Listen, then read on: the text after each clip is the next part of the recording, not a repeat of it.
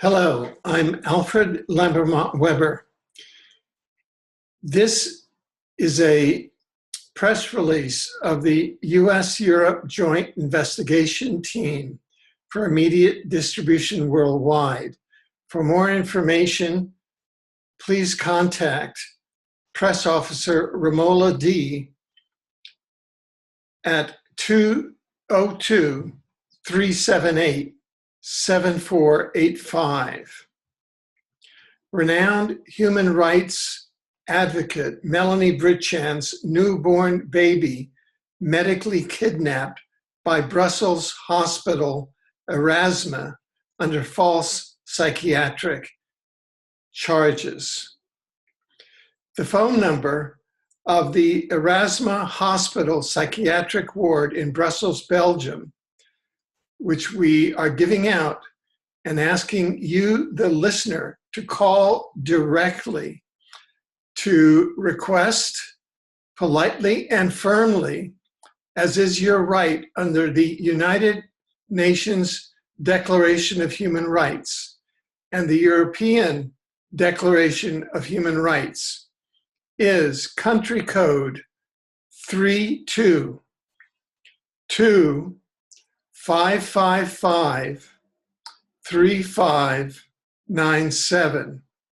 That's country code 322-555-3597.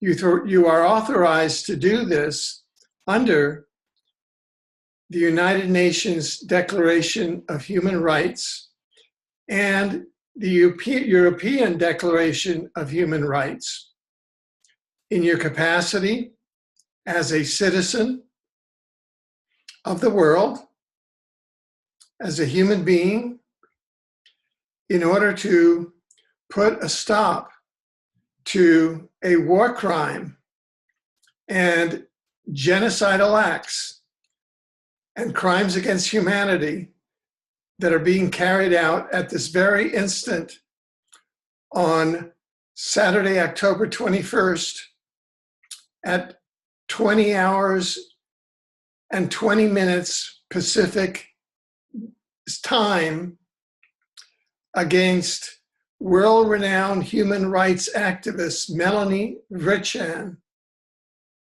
and her newborn daughter, Amethyst Vritschan.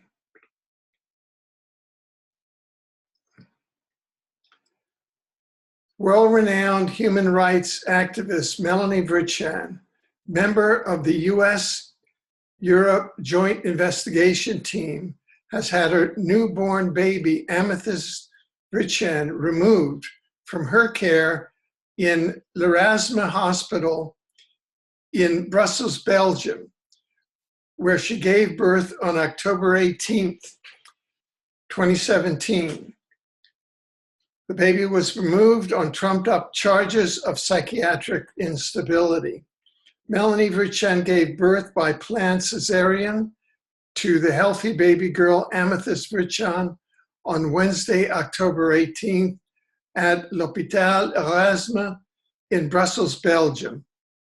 Mother and child were both reported as doing very well shortly after the birth by Dr. Catherine Horton, high-energy physicist, former CERN scientist, founder, lead member of the US-Europe Joint Investigation Team, who was present as her friend, colleague, and companion at the hospital and accompanied her into the operating room.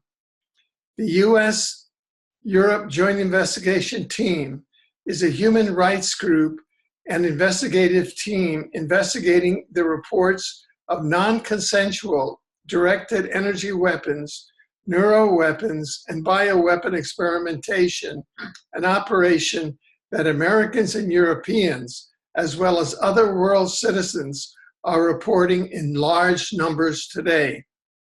Melanie Vritschan is also the founder of ICATOR, the International Coalition Against Electronic Torture and Robotization of Living Beings, and vocal human rights advocate for the rights of all human beings to be free of non-consensual military intelligence experimentation, electromagnetic abuse, covert implantation, neurotechnology assault, and biorobotization. Ms. Vritschan came to world attention recently when a surgeon removed part of a large strangulating metallic implant from her neck, which had been covertly implanted, possibly by the Belgian intelligence agency State Security Service, headed by Jacques Rice, since intelligence agencies are now known to be engaging in clandestine implantation practices, possibly by NSA DARPA, since this resembled a NSA DARPA Motorola patent using assembling nanotechnology and was being used to inflict pain at her throat. This story was covered earlier by News Inside Out journalist Alfred Weber. This non-biological metallic implant was recently spectroscopically and electronically analyzed in a laboratory by Dr. Horton, as well as another scientist, and was found to carry titanium, in no way biological or from the human body in its makeup, because part of the implant had not yet been removed from Melanie Vritschan's throat and posed breathing problems during anesthesia.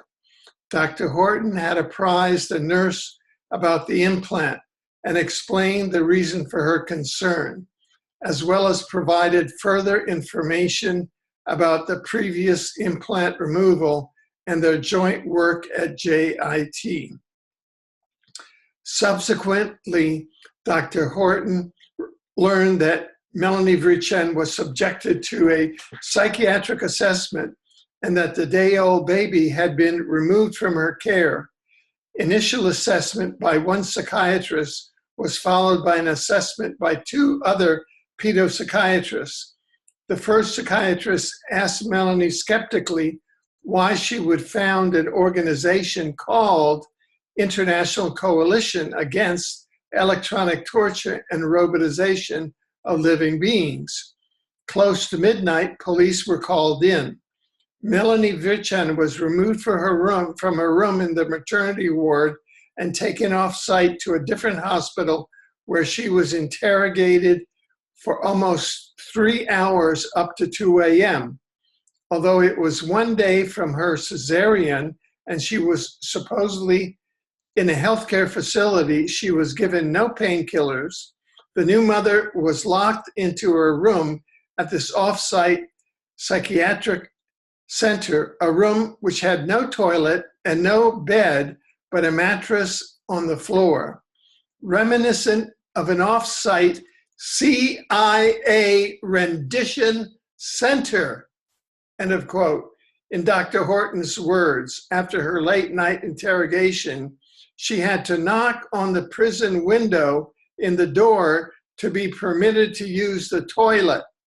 She was able to make a call to Dr. Horton from the toilet, shortly after which her cell phone and other personal items, such as her eyeglasses, were confiscated.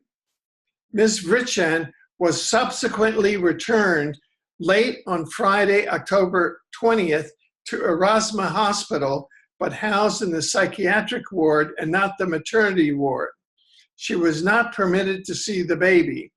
The baby's grandfather, who had arrived to visit his daughter and grandchild, was also not permitted to see the child. Dr. Horton was informed that the procureur du roi, the king's procureur,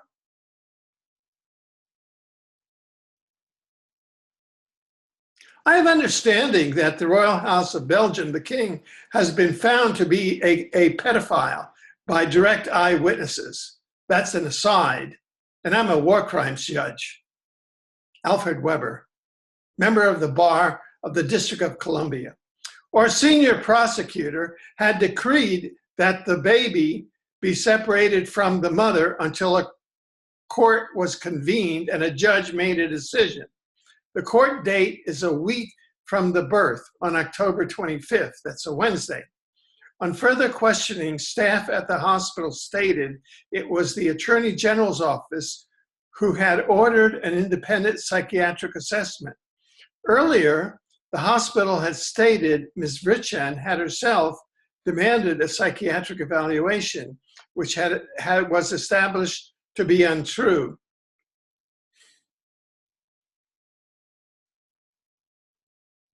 On questioning Ms. Vritschan, staff also stated that the hospital was concerned that Ms. Vritschan was delusional, quote, since she had mentioned implants, as of quote. I should say parenthetically that I have submitted a sworn affidavit in an ongoing lawsuit in which one of the defendants is the chief of police of Brussels, Belgium, who has been found by incontrovertible evidence to have perjured himself in one of the earlier proceedings in which he submitted perjurious statements regarding ICATOR and Melanie Vritschan. So this is just more par for the course. This morning on October 24th, Dr. Horton learned that Ms. Vritschan had been medicated with psychiatric drugs, with both she and Ms. Vritschan's father protested to against hospital staff. Medicating a perfectly healthy woman is criminal. It is. This is a violation of war crime statutes because the CIA and other military intelligence security agencies are involved, and this is a violation of the Geneva Statutes, of the Geneva Conventions. Dr. Horton also pointed out to the hospital staff that they were engaging in criminal actions that constitute human rights violations and complete contravention of United Nations treaties. So they've been placed on notice, and prosecution will be followed through against the hospital personnel, all of the psychiatric people involved, etc. The hospital has currently agreed to stop forced drugging of Ms. Vritschan, but is continuing to refuse her access to her baby.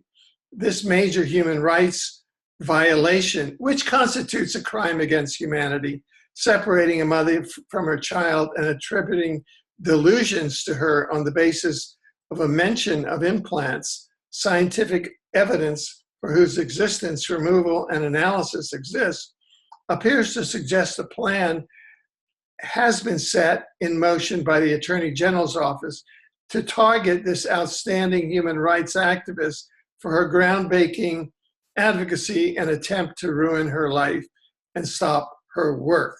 Now, fortunately, there's ongoing litigation in which not only is the current chief of police of Brussels a defendant, but now it appears that the Attorney General has added himself as a defendant, along with numerous other medical personnel.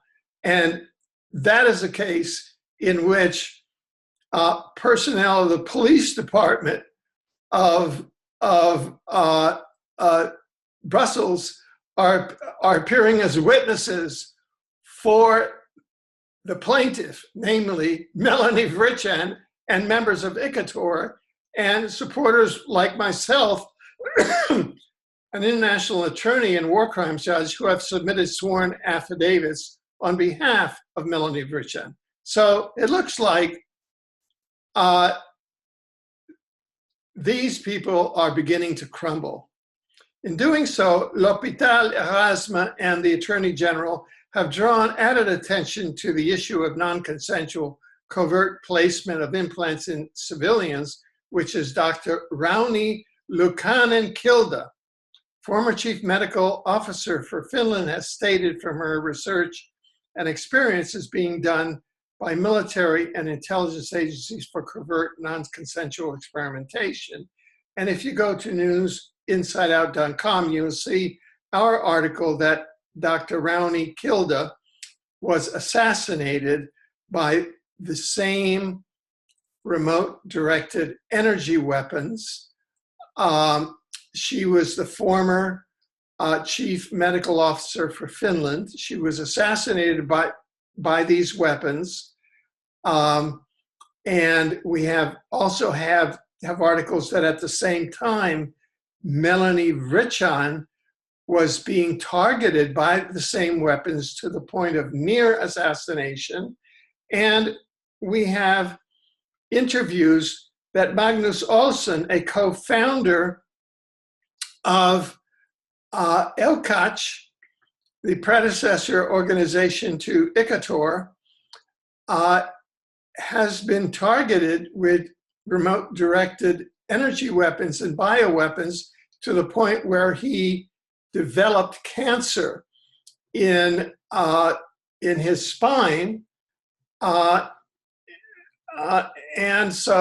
and these are by the same actors. So this entire organization was targeted by these covert military intelligence agencies. The three top people, Rauni-Kilde, the former chief medical officer for Finland, Magnus Olsson, whom they assassinated, Magnus Olsson, who is now recovering from cancer, thank God, which had been caused by a remote-directed energy bioweapon. And now you have just heard everything that they've done to Melanie Vritschan. Well, fortunately, Melanie is surrounded by a sound organization with many sound people who have filed legal documents in an ongoing litigation against many of these perpetrators that is now making its way through the courts in Brussels, including with my sworn affidavit. So all of these actions will just be added to the evidence here. Melanie's organization, ICATOR, has been at the forefront of scanning, reporting victims for implants in conjunction with qualified radio engineers and scientists, and improving that these implants exist.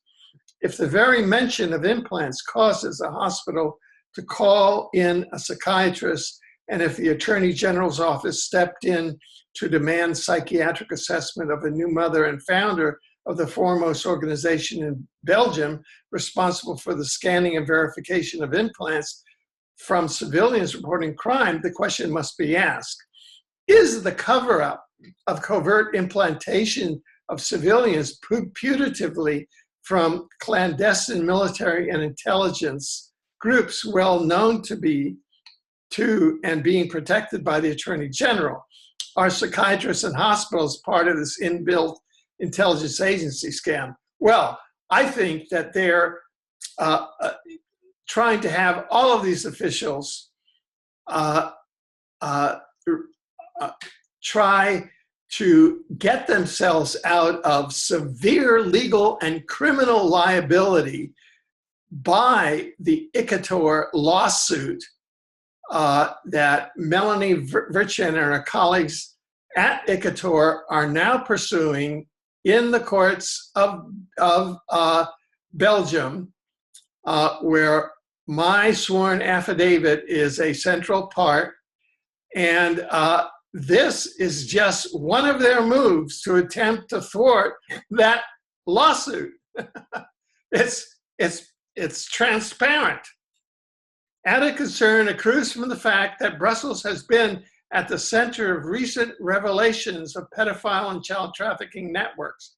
Implantation and electronic trafficking is known to be at the heart of global child trafficking and sex trafficking enterprise, as the story of a recent trafficking victim at the University Medical Center in the US indicates. So why would they take the child, a newborn child, from the mother and remove the mother from the maternity ward at the hospital and place her in a CIA rendition center? Why would they do that? To make the child more vulnerable to the pedophile rings,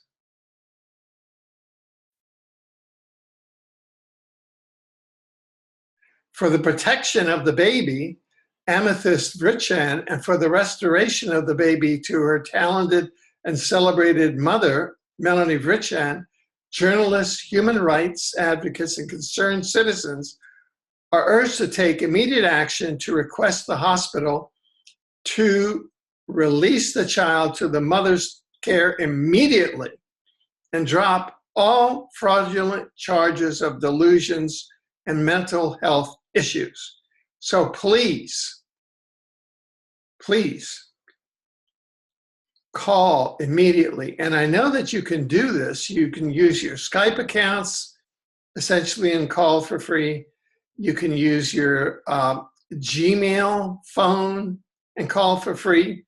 Call the Erasme Hospital Psychiatric Ward in Brussels, Belgium. Here's the phone. Country code 32 2555 3597. That's country code 32 2555 3597. Once more, country code 32 2555 3597. Say that you're calling for the protection of the baby Amethyst Vritschan and for the restoration of Amethyst to her talented and celebrated mother, Melanie Vritschan, who's being held unlawfully at the Erasme Hospital Psychiatric Ward. She has no psychiatric symptoms whatsoever. I am a graduate psychotherapist as well as an attorney, member of the District of Columbia Bar, and I'm a war crimes judge, former judge on the Kuala Lumpur War Crimes Tribunal. We have convicted many, many prominent war criminals who can no longer travel outside of their countries of origin for fear of arrest. So our judgments have stuck, and household names of war criminals can no longer travel. And that will be the case for these attempted persecutors of Amethyst Vritschan and her talented and celebrated mother, Melanie Vritschan. For more information, please contact the Joint Investigation Team, Press Officer Ramola D. at telephone number 202-378-7455. I'm Alfred Lambermont Weber on behalf of News Inside Out. Thank you very much.